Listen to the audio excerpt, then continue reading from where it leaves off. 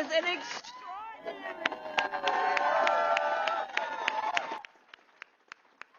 I have to tell you, I have worked with Julie for years, and she is someone who really just represents all that I know that we all stand for, about the people, about organizing, about coalition building, bringing people together, and the work that it requires around the clock. Julie, thank you for all of your work.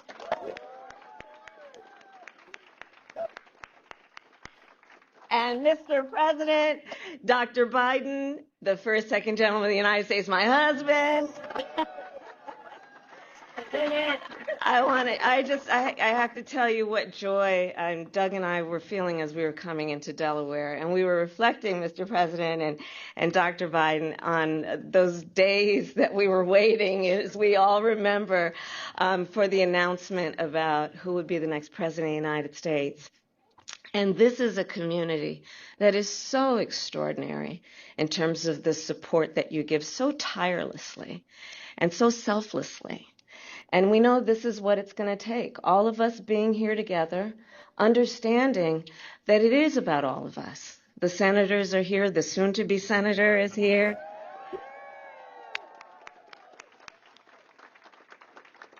And this election, yes, it is about each of us asking of ourselves, what kind of country do we want to live in? That really is what is at stake. Knowing that we each have the power to answer that question. Yes, it is about our ticket, but it is about all of us. And I'm so proud to work every day with our president. I will tell you, he is the son of Delaware. This is family, so I know you know what I'm talking about. But for the sake of the cameras, let me just tell you something. Joe Biden, first of all, is fearless. When you look at what he has pushed through in spite of the odds, that's the story of his life, but it is the story also of his presidency. Joe Biden doesn't hear no. Some people talked about infrastructure week forever. Joe Biden said, we're going to make it a reality.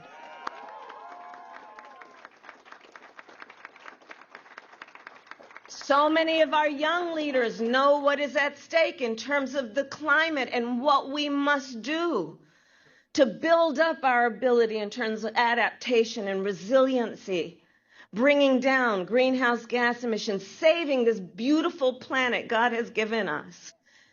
Joe Biden is the one, under his presidency, that pushed through historic legislation together with our senators and so many of our friends in Congress.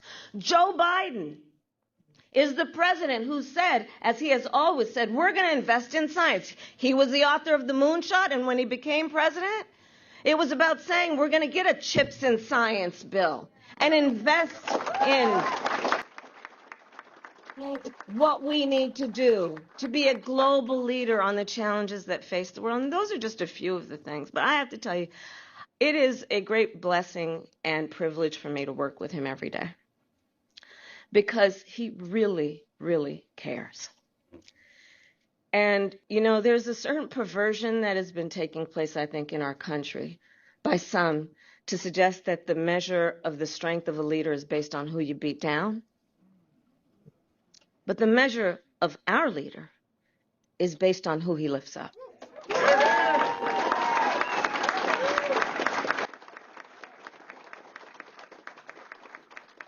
With the character of a true leader, which is someone who has a profound character of caring about the suffering of other people, and then spending days and nights doing what he knows is possible to lift people up. And so it is my great honor to be with him and to introduce our president, Joe Biden.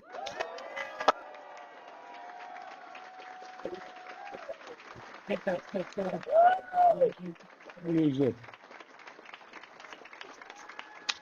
you, thank you, thank you. It's good to be home. You know what's really good about it, Kamala? These people know me, and they're still here. These are the folks, as that saying goes up in Klamath, who brung me to the dance.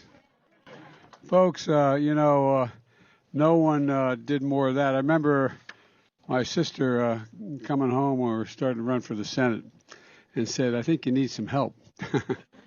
This is back in 1990. No, I'm only joking. Hey, John, how are you? 1972. And she said, there's a guy named Ted Kaufman, works with the Pond Company. Ted, good to see you. One of my best friends in life and friends of my children, and it's great to see you, buddy. Or I should call you Senator, because he's the only guy when I said, you got to be Senator, he said, I don't want to be Senator.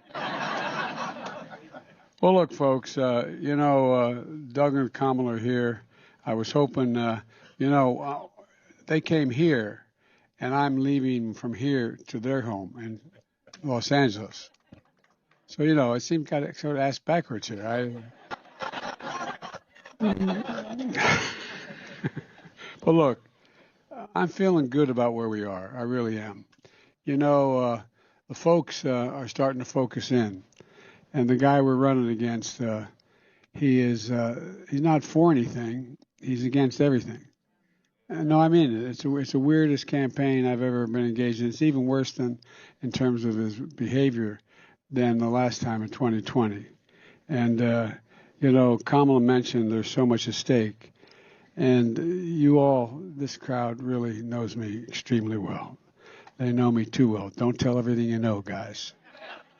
But all kidding aside, I meant what I said back in when we announced the first time for president against this guy. And we went up to Independence Hall and made a speech on democracy. And the press kind of thought it was a little bit of an exaggeration, except the American people didn't. The American people get it.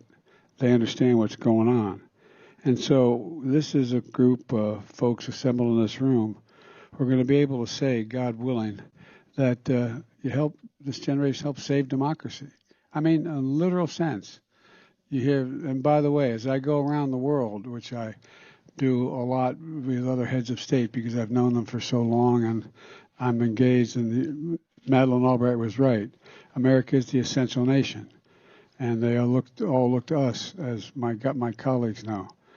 And every time I leave, not a joke, whether it's at the G20, the G7, wherever they are, they'll pull me aside one at a time and say, you got to win.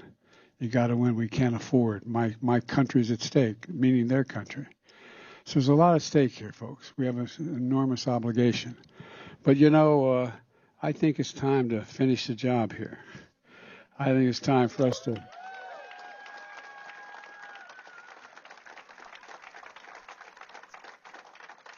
And if I don't stop talking, I'm going to get the hook from Jill. She's going to pull me off this little time.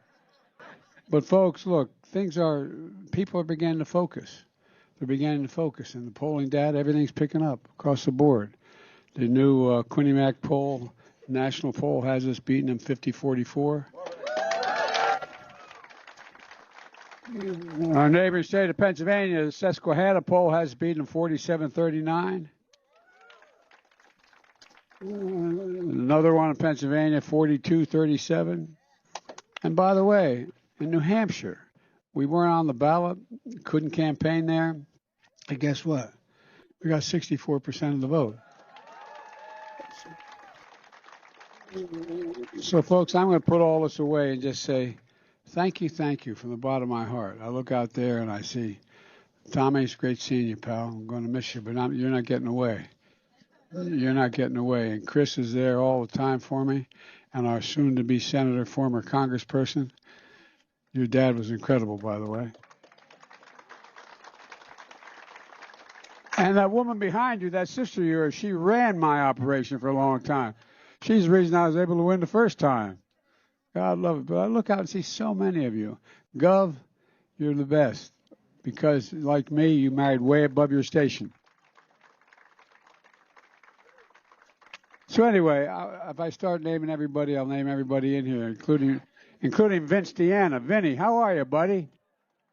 Good to see you, man. I haven't run a campaign without Vince giving me hell and helping me win around the way. Anyway, thank you. We got a lot to do, And I think you all get it along with me. This is not just a campaign. This is more of a mission. We cannot lose this campaign for the good of the country. And I mean that from the bottom of my heart. It's not about me. It goes well beyond me. It goes about the country. And I think everybody knows it, and I think people are beginning to dawn on people. And as long as I got Ronnie Oliver still hanging with me, I'm okay. So anyway, thank you. You're the best in the world. I'm going to hang out with you if I can. Thank you.